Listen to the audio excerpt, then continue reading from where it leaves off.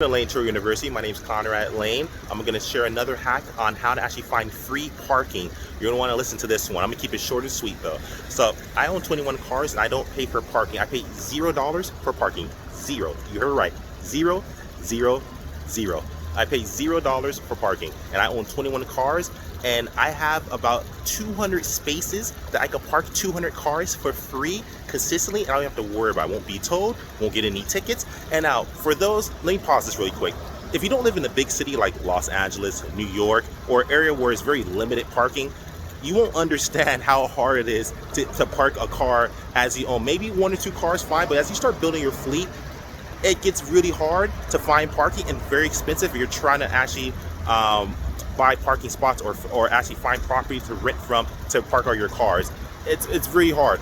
So what I do is I park for free. I don't pay a penny. And I live in one of the hardest places to park, such limited parking, not much land in regards to parking. So, but I do it all the time. So I'm gonna teach you my tactic. This is how you do it. I'm gonna run down the list. First and foremost, start walking into your local grocery stores. You go grocery shopping anyway, right? You buy food. Go to your local Vons, your local Lassens, your local Ralph's, Kroger's, wherever you're at in the world.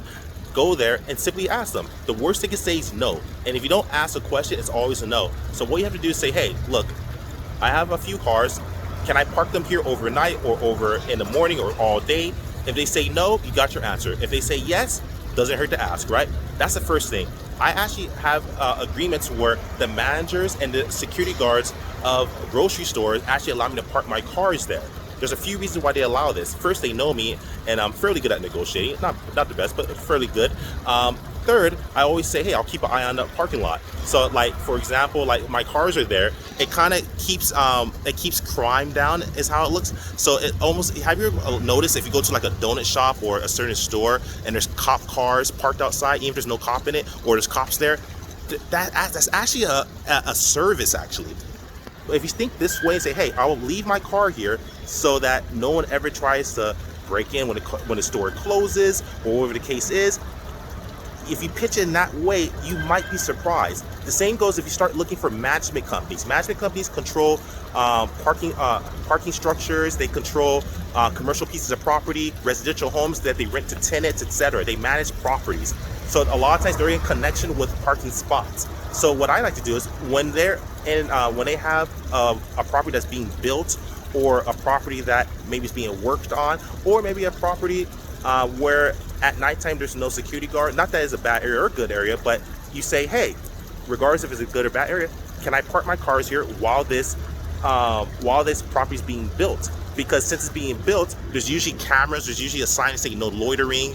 They usually have a thing with maybe someone who's maybe off the streets, they don't want them sleeping in the property. That happens all over. It doesn't matter in the most wealthy areas to the most beat up areas, doesn't matter what the case is, no offense necessary, but just saying, when properties are being built, that's a huge liability. I'm real estate licensed, I have a background in finance, and that's something that is usually always considered is, will people sleep in here at night when they know the security guard isn't watching their property? So what you do is you talk to the management company, go on Google, find management company, there's many of them, and say, hey, can I park my cars here at nighttime, or can I park cars as a security defense?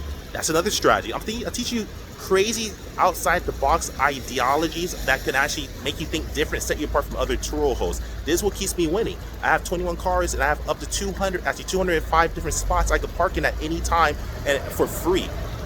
That's how you do it, people.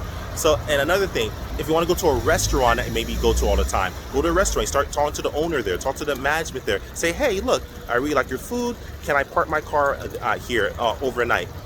If you're a return customer anyway, for those that maybe go to that Starbucks down the street. Now, if they say no, they say no. I know you sound like crazy ideas, but if you think about it, it doesn't hurt to ask. And again, I have up to 201 different spots I could park in for free because I use the same strategy. So find your grocery stores, find your restaurants, find management companies that have properties that they're building on, or properties where they have vacancies at residential properties, and park your cars there while the apartment or the house or the commercial property is vacant or being built on. So that way it looks like someone's living there, and that's a free service that you're giving them, so they don't have to pay for security. Think about it. That's the secret, people. I'm gonna let you all go.